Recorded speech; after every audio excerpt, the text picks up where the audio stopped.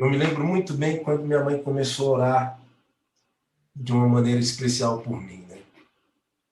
Eu sou baiano, fui criado aqui em Brasília, desde os 3 anos de idade. A minha família veio para cá em busca de melhores condições. Nós fomos morar nas periferias aqui do Distrito Federal. Vínhamos morar numa cidade chamada Areal, não tinha muito asfalto. Depois fomos morar numa quebrada, tá? Você que não é de Brasília, quebrada significa bairro ou favela, né? Enfim, que era nova, era um novo assentamento, digamos assim, uma periferia. Fizemos um barraquinho de lona, caímos para dentro, né? Só benção, irmão. Depois meu pai ficou rico, construiu um barraco de madeirite, né? Aí a gente botou aquele chão batido, cor verde, que a minha mãe escravizava a gente para poder encerar com a mão e com o joelho. Não sei se você já passou por essa experiência na tua vida, ou já colocou o teu filho para fazer isso. E a gente foi criado de maneira muito simples, com muita simplicidade, mas uma riqueza que minha mãe e meu pai me deu foi o evangelho do Senhor. Assim como a grande maioria das favelas e das comunidades no Brasil, grande maioria, são cristãos. As pessoas que vivem nas periferias, sabe? Tem mais igreja do que bar na favela, irmãos. Essa não é uma realidade minha, essa é uma realidade de muitos que estão vivendo hoje na periferia. E eu deixei de estudar na 5ª série, entrei para o mundo das drogas, para o mundo da criminalidade, comecei a viver uma vida desregrada longe do Senhor, deixei os caminhos de Deus, a igreja. Em 2006, comecei a ir as primeiras vezes preso. Tive 26 passagens pela Delegacia de Polícia Civil aqui no Distrito Federal. Tive 4 vezes internado no antigo CAS, que é o Centro de Prisão dos Menores. Passei por muita coisa. Hoje você está vendo um rapaz aqui de quase 30 anos, com 90 quilos, a pele está bem aqui trabalhada na Mary Kay, né? Na Natura, né, irmãos? Mas nunca, não foi assim, né? Não foi assim. Antigamente, bem magro, 70 quilos, drogas, bigodinho de ladrão de bicicleta, aquele bonezinho de couro na cabeça, as tatuagens pelo corpo, né? Aquela prata no pescoço, aquela prata nesses 3 dedos, andando sempre daquele estereótipo, naquele estilo. Esse que você já viu em algum lugar, essa era a minha vida, esse era meu cotidiano, né? E esquecendo-me das coisas que para trás ficam, eu quero falar do que passou, do que mudou, de como que Deus fez esse milagre na minha vida. A minha mãe nunca, nunca, nunca deixou de orar por mim. Era muito fácil eu falar aqui da minha vida e falar do meu cálice ou do meu Getsemane. Mas Deus tocou meu coração para falar do Getsemane da minha mãe. A minha mãe orou muito por mim. Todas as vezes que eu estive presa, ela sempre me visitou. Todas as vezes que eu estive perdido, minha mãe sempre, nunca desistiu de mim. O mundo tinha uma sentença, talvez a sociedade pensasse coisas, ou dissesse coisas que não valia a pena lutar, que não daria certo, que não daria para vencer. Mas quem vive uma vida de oração, fala com o Pai que tudo pode. Tudo pode. Deus pode todas as coisas. Deus pode todas as coisas. E a minha mãe orando por mim, né? Sempre, sempre, sempre, sempre. E eu estava agora no semiaberto. Eu saía aos finais de semana. E nos finais de semana eu tinha a oportunidade de ir para casa, obviamente. E eu liguei para minha mãe do semiaberto e falei: mãe, agora eu estou aqui no semiaberto, vou começar a sair os finais de semana. Eu já tinha quase 18 anos nessa época. E aí minha mãe, eu falei assim, mãe, ela, que hora você chega aqui no areal? Eu falei assim, eu chego sábado às 9 horas, mais ou menos. Falou assim, filhos, 9 horas eu já estou na igreja. Minha mãe é adventista do sétimo dia, 9 horas eu já estou na igreja. Então você passa aqui na igreja, pega a chave e vai para casa. E aí eu falei, negativo, a senhora deixa a chave na vizinha, não vou passar em igreja não. Aí ela falou, não, vou deixar a chave na vizinha, o quê? O pessoal vai mexer na nossa casa. Eu falei, mãe, quem é que vai roubar a gente? A gente que rouba os outros aqui, né? Infelizmente. Não tem essa história, né? Minha mãe falou assim, não, pode passar aqui, pegar a chave aqui na igreja, aqui, aí você vai para casa.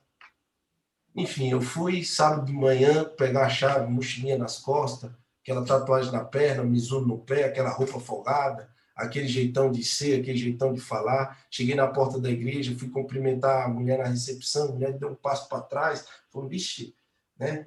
Teve aquele impacto assim, né? Cara todo meio destrambelhado, aquelas roupas lá, todo igual um bandido. E aí ela falou assim, tudo bom? Eu falei, sim, eu queria falar aqui com a dona Manuela, aqui, minha mãe. Aí ela falou assim, beleza, chamou minha mãe saiu, me deu um abraço. Eu falei, mãe, que benção, me dá a chave aí, por favor. Ela me deu a chave, quando eu segurei na chave, minha mãe disse assim, meu filho, já está aqui, né? Por que você não entra para assistir o culto? Aí eu falei, tá vendo aí porque eu não queria vir, mãe, para cá, pegar essa chave? Porque a senhora é sempre com essa conversa de ir para a igreja, não sei o quê, papapá, vamos lá e tal, e aquela coisa, aí com uma chave, aí vem para a igreja, ela deu sabe? Eu não sei você, mas minha mãe tinha uma mágica, quando a gente era criança, quando a gente gritava, desrespeitava, ela tinha uma mágica de fazer a boca parar na nuca. Isso era uma mágica que ela fazia e endireitava os passos e os caminhos, né? Não sei como é que o povo cria os filhos hoje, mas hoje é meio né, o filho faz o que quer. Minha mãe criou a gente nos caminhos do Senhor. Minha mãe fez tudo certo, sabe? E quando eu estava saindo do crime, meu irmão estava entrando. Minha mãe dobrou as orações, porque o inimigo queria destruir a vida da gente, a nossa família. E aí eu peguei, entrei nessa igreja, tirei o boné, estava com o olho roxo, um momento muito de carinho e afeto que tinha tido no semiaberto lá. E eu entrei assim, o pessoal começou a olhar para mim, a igreja toda olhou para mim. E eu entrando assim, minha mãe gostava de sentar no segundo, primeiro banco, essas clientes que gostam de estar lá na frente assim.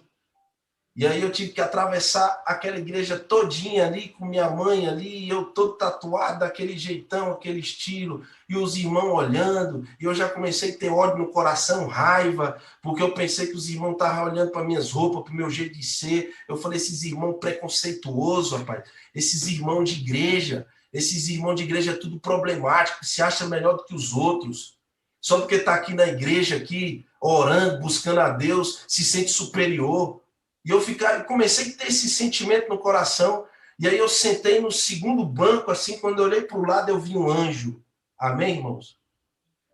Eu vi um anjo, irmãos.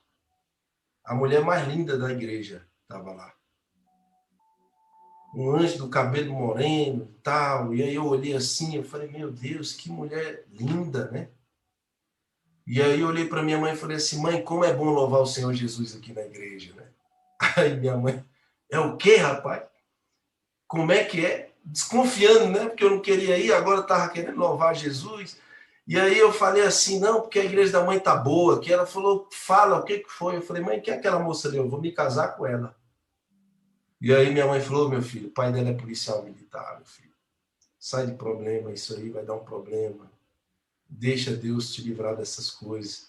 E aí a moça foi beber água, e eu tive uma sede muito grande também, irmãos, e fui atrás dessa irmã, e comecei a conversar e toda aquela coisa, e a irmã me olhando com nojo, porque aquela roupa, aquele jeito de falar, aquela coisa toda, e não sei o quê, e tal. A irmã falou, é verdade, você está preso? Eu fiquei ofendido, e foi uma conversa, um problema, eu fiquei, sabe, enfim. Voltei para o semiaberto segunda-feira, falei assim, eu vou fazer umas artezinhas aqui, um cisnezinho. Comecei a fazer umas dobraduras de papel, umas coisas, umas artes. Eu acho que eu sou o único pastor aqui do Brasil que sei fazer um monte de arte, de papel, de filme, de tudo que você imaginar. Fiz 3 anos e meio de curso, né? E aí, amigos, eu voltei, levei, trouxe um cisnezinho de papel, dobradura, coloquei na mão da irmã. A irmã, nossa, você comprou aonde? Eu fiquei ofendido. Eu falei, irmã, eu que fiz para você. Ela falou, você que fez para mim? Foi. Eu fiz para você, ela deu um sorriso, eu roubei um beijo dessa irmã e tem 12 anos que nós estamos casados. Amém? Amém. Amém. Mas eu lembro que a oração da minha mãe é, Senhor, livra meu filho da morte. E depois, a minha mãe mudou a oração dela. Ela fala isso para mim. Filho, eu já não orava para Deus te livrar da morte. Eu falei, Senhor, que no momento da morte dele, ele tenha a oportunidade de se arrepender. Porque para muita gente já tinha ido longe demais, né? E a minha mãe já orava assim, minha mãe já não queria saber da minha vida aqui, minha mãe queria saber da minha salvação. E ela orou, e orou, e orou, e o Getsemane da minha mãe dura até hoje, porque até hoje meu irmão está preso. E olha só, de 2006 para cá, a vida da minha mãe é um Getsemane de oração. É o Getsemane, e ela tem orado, e Deus transformou um preso num pastor, porque minha mãe orou. E Deus tudo pode, Deus pode fazer, queridos. Eu quero falar para vocês que são mães, que têm os seus filhos, que estão longe do Senhor, que estão talvez muito fracos na fé. Deus pode transformar a vida do filho de vocês, pode trazer de volta a alegria de vocês e servir a Deus ao lado da sua família, restituir a sua família, transformar. Deus pode, Deus pode. É no Getsemane que a gente fala para Deus. Deus pode arrancar, não importa onde esteja, se dentro de um presídio, se no mundo das drogas, se cheio de problemas, Deus pode transformar a vida de qualquer pessoa. Deus pode fazer isso. E eu me lembro da luta, do começo, de tudo, e na igreja, lutando contra as drogas e recaídas, minha mãe orando. E quando eu fui para o seminário, virei um comportor evangelista e comportei 5 anos, paguei os meus estudos, fui para a Argentina e minha mãe orando, e trabalhei, estive lá, me formei, levei minhas 2 filhas para a Argentina com a minha família, me formei, voltei para Brasília, e quando voltei para Brasília, Deus me deu a bênção e a ONU me nomeou embaixador da juventude para as Nações Unidas. E agora o preso se torna algo que era impossível de acontecer. E Deus foi conduzindo, mas todas essas vitórias, eu vou falar para vocês, se minha mãe parar de orar hoje por mim, vai ter oração que Deus vai respondendo, porque é tanta oração, é tanto pedido, que tem coisa que acontece hoje que eu tenho certeza que é resposta de Deus às orações de muitos tempos atrás da minha mãe. Porque Deus, Ele pode não te livrar do teu cálice, mas Ele fortalece você por meio da oração, para que você viva e vença em Cristo Jesus. Eu queria encerrar, amigos, dizendo para vocês que assim como minha mãe obteve a vitória por meio da oração, esse é o legado que ela deixa para o meu ministério. Um ministério que precisa de oração. Eu hoje tenho a oportunidade de voltar nas quebradas para falar para os caras que crescemos juntos, Jesus. O Ministério Carcerário Adventista hoje está em 16 presídios, são mais de 600 pessoas batizadas em 3 anos de ministério. Irmãos que hoje são irmãos seus da fé que estão nos presídios, louvando, engrandecendo, guardando o sábado lá. Deus não vai tirar a crise e nem o cálice dele, porque ele merece. Mas Deus vai fortalecer eles lá. Porque, afinal, ele esteve na prisão e nós o visitamos. Afinal, né? Hebreus capítulo 13, versículo 3, lembrai-vos dos presos como se presos estivessem com eles. E no dia que a associação me chamou, falou assim, pastor, vamos criar um ministério carcerário, eu fiquei em depressão. Porque eu falei, por que eu tenho que voltar de onde saí? E eu nunca me conformei com isso, né? Eu falei, por que eu tenho que voltar para aquele cheiro, para aquele povo, para aquele negócio, barulho de cadeado? E eu fiquei 1 semana e meia em depressão, orando ao Senhor. E hoje, se alguém falar para mim assim, você vai ter que parar de pregar nos presídios, eu vou falar para você, e você tirou a minha vida. Porque todo Getsemane tem, toda vida tem seu Getsemane, mas todo Getsemane tem o seu anjo. E Deus está com a gente nesses lugares. São mais de 200 pessoas hoje, capelães, espalhados nos presídios. 230 famílias hoje atendidas nas diversas igrejas da nossa associação. São 15 mil presos tendo a televisão Novo Tempo no presídio. Hoje nós instalamos a televisão Novo Tempo há 3 anos nos presídios. São 15 mil, sabe? Vocês talvez não imagina, sabe, o que a oração de uma mãe pode fazer na vida ou na sociedade ou aonde for. As orações de uma mãe. Sabe o que? A vitória se conquista em oração. Muitas vezes a gente trabalha, corre para lá, sabe? Faz tudo, mas sem o Espírito. Mas quando há oração, quando há entrega, quando há, amigo, o Espírito Santo na coisa, Deus faz. Olha só o que a oração de uma mãe pode fazer pela vida de tantas pessoas. Assim como Jesus venceu a vitória, a batalha dele no Getsemane em oração, nós, cada um de nós que estamos aqui, podemos ser vitoriosos em Cristo Jesus. Nós seremos vitoriosos em Cristo Jesus. Pastor Wagner, encerrando, amigo, eu sou muito grato a Deus, queridos irmãos, porque a igreja não é um aglomerado de pessoas perfeitas, mas é uma comunidade de pessoas imperfeitas em que Deus tem trabalhado a sua imagem e semelhança.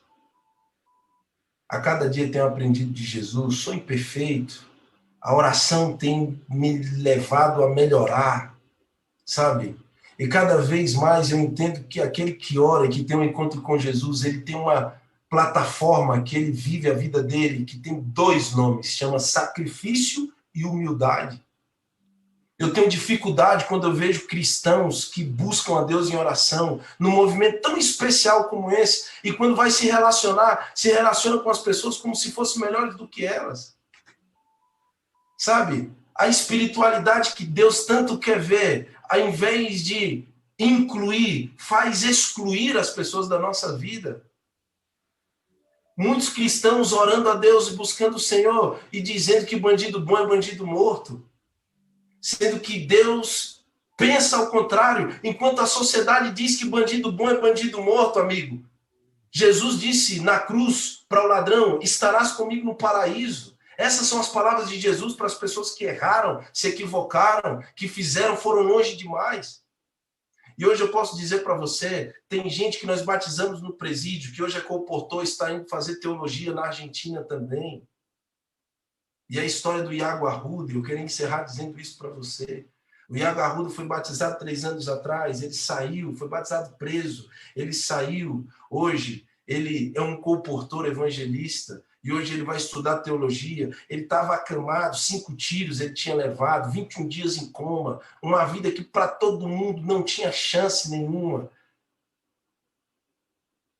Mas aí vem Jesus e entra em cena e começa a transformar e fazer os milagres que eram necessários. Mas o maior deles, eu julgo, Pastor Wagner, tomando mais 5 minutos, amigos, foi quando eu voltei na comunidade onde eu fui criado. Aqui o vento sopra onde quer, viu? Amém, pastor. Então avança, varão. Eu voltei, amigos, na comunidade onde eu fui criado e eu comportava lá. Presta atenção nessa história, porque é uma história que eu não conto muito. Eu acho que eu já contei essa história umas 2 vezes só nesses 5 anos de ministério. Eu queria abrir para vocês aqui nessa sala 57. Eu comecei a comportar na comunidade onde eu fui criado, onde todo mundo me conhecia ali pela questão do crime, do tráfico. E se tinha alguém que comprava os meus livros, eram os traficantes daquele lugar. Eu vendi 25 mil reais em 1 mês e meio de trabalho. E era só os traficantes que compravam, comprando para cá, e o povo comprando. Rapaz, eu quero é ver, que eu vou pagar para ver. E eu falava, irmãos, eu estou indo para a Argentina representar a quebrada. E os irmãos, é para ir mesmo, não dá mole não, estamos aqui comprando e aquela coisa toda, sabe? E eu vi mais fé fora da igreja nessa época aí. Que eu cheguei a visitar uns irmãos da igreja adventista, pensa nos irmãos pica-fundo, né, irmãos? Com todo respeito. Uns irmãos incircuncisos, sabe? Você fala assim, não, eu peguei irmão, te olhar meio com nojo assim, você vai, como é que um cara desse vai ser pastor? Todo tatuado aqui na minha casa, né? Eu via esse olhar, esse era o olhar das pessoas. Mas eu via gente do mundo falando assim, meu irmão, se tu vai ser pastor, eu vou contribuir contigo.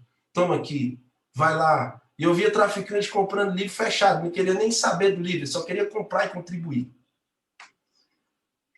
Mas um dia eu batendo de porta em porta na casa das pessoas, eu bati na porta de uma moça chamada Socorro. E aí eu com um crachazinho de serviço educacional lá em saúde, com a camisa gola polo, sapato, com a calça jeans. Eu bati na porta dela com a mochilinha nas costas, já assim com aquela parafernália que a gente usava antes, com aquele jeito, de uma maneira totalmente diferente, já mais gordo, né? E eu falei assim, eu sou do serviço educacional lá em saúde, eu estou aqui na sua comunidade fazendo trabalho, fingindo como se nada tivesse acontecido. 3 anos depois. E aí eu falei assim, é por aqui que eu entro? Aí ela olhou assim, do pé à cabeça, falou, entra aqui, meu filho. Eu entrei, comecei a apresentar os livros para ela, e aí ela falou, mas por que você está vendendo livro? Eu falei, calma que eu vou chegar lá. Aí fui, apresentei tudo, aquela coisa toda, e ela falou assim, mas para que isso? Eu falei assim, porque eu sou pré-universitário, eu vou fazer um curso superior. Aí ela falou assim para mim, desdenhando, né? Você vai estudar? Né? As pessoas... realmente, eu vou dar o benefício da descrença, da dúvida para a pessoa. Ela nunca viu isso, a gente só vivia de outro jeito ali, naquela rua. E aí ela, você vai estudar? Eu falei, vou. E ela falou, o que você vai estudar? Eu tive vergonha de dizer que eu ia ser pastor e que eu ia estudar teologia.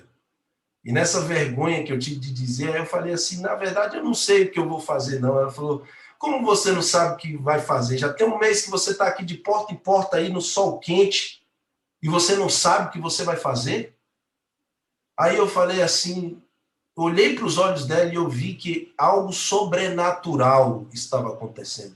Amigos, você acredita no sobrenatural?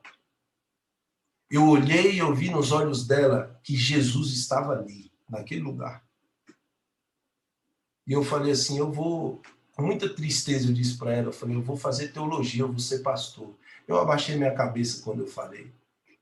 Meus irmãos, essa irmã levantou do sofá, com poder e grande glória, gritando, como que você vai ser pastor? Depois de tudo que você fez aqui nessa comunidade, nesse lugar aqui, você acha que as pessoas se esqueceram de quem é você? Você acha que agora você quer voltar aqui, todo santinho aí, querendo eu vou ser pastor? Você não vai ser pastor coisa nenhuma, rapaz. Você vai ser pastor só num dia que você voltar naquele supermercado e pedir perdão para aquela família pelas coisas ruins que você fez com eles lá. E quando eu olhei nos olhos dela, eu vi que algo sobrenatural tinha ali. E eu falei para ela, ô dona Socorro, Jesus perdoa os meus pecados, mas o ser humano, ele não perdoa não, não é bagunçado não, irmão. Eu vou voltar lá não. Ela falou assim, se você quiser, eu pego na sua mão e te levo lá para você ir falar com o dono do mercado, pedir perdão. Você deve desculpas. Você precisa, sua família sofre por sua causa. E eu voltei, irmãos. Foram os quilômetros, eu acho que foi o tempo que eu andei mais devagar na minha vida, foi da casa dessa mulher até esse supermercado. E eu fiquei pensando, por que eu vou voltar lá, o que eu estou fazendo, sabe? E, amigo, é aquilo que o pastor Wagner disse, né? João capítulo 3 diz, que todo aquele que é nascido do Espírito, ele não sabe. É o Espírito que guia, o Espírito vem para cá, vai para lá, o Espírito é que guia a nossa vida. Eu estava ainda ali, só o Espírito Santo de Deus, para fazer um ex-ladrão voltar no lugar onde ele tinha assaltado e feito besteiras ali, sabe?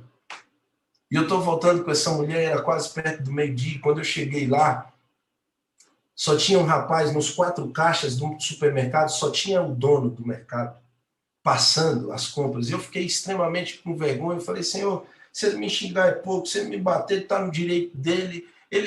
O que eu estou fazendo aqui, meu Deus? Me ajuda.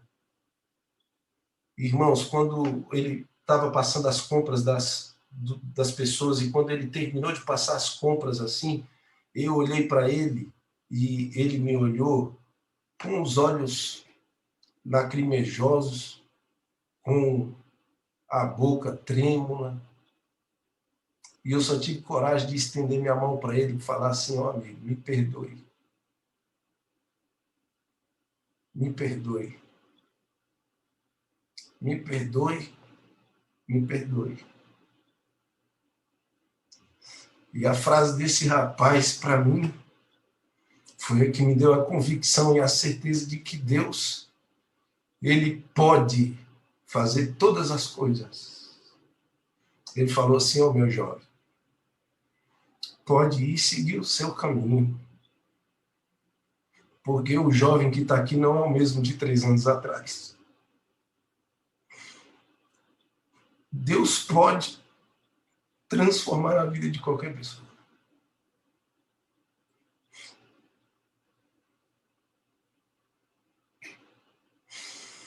Esse seu Gonzaga, né, o nome dele, ele não é adventista.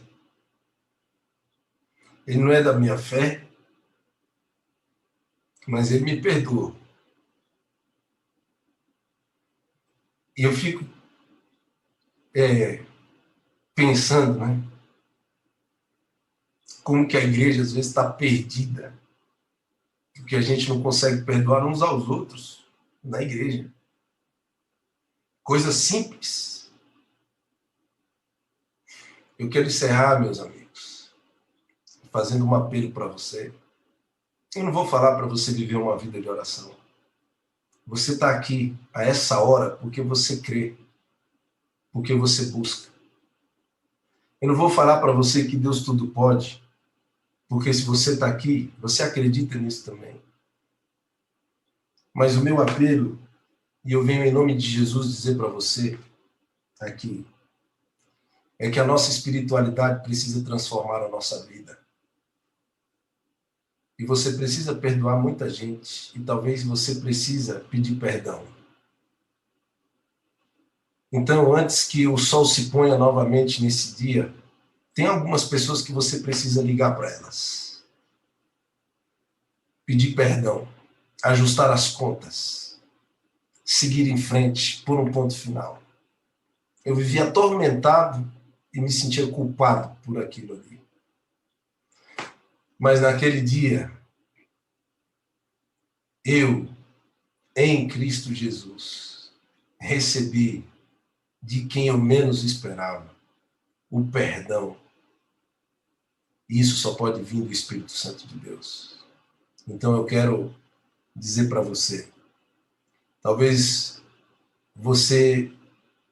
Deus não tome o cálice da tua mão, mas Deus vai te fortalecer para que você possa beber desse cálice e passar por ele.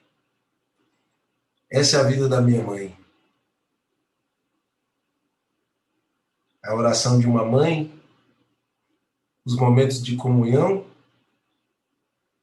podem fazer pela vida de um filho aquilo que livro nenhum dessa terra é capaz de explicar, a não ser Mateus capítulo 26, versículo 36. Um Cristo no Getsemane. Que Deus possa abençoar você, na sua vida. Se você quiser conhecer mais sobre o Ministério Carcerário, você pode estar no Instagram do Ministério Carcerário, ministério.carcerário.aplac. E segue lá, tem muitos testemunhos lá. Que Deus abençoe você.